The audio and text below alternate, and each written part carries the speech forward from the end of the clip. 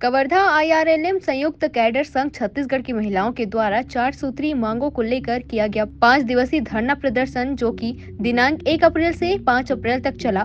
IRLM संयुक्त cadre संघ छत्तीसगढ़ की महिलाओं ने 4 सूत्री मांगे रखी, जो कि कुछ इस प्रकार थी।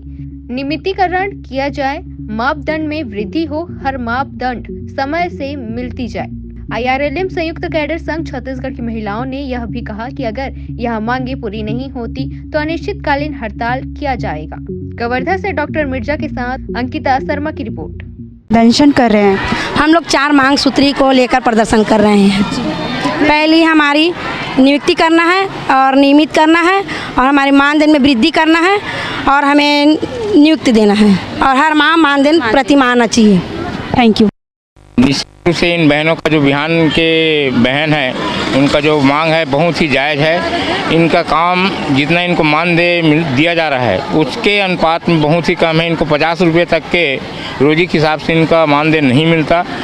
सरकार की जन कल्याणकारी योजना के तहत इनको कम से कम जो जायज़ मांग है इनका 10,000 5,000 निश्चित रूप से किया जाना चाहिए। इनकी जायज़ मांग है और फेडरेशन इनकी जायज़ मांगों का पूर्णतः समर्थन देती है।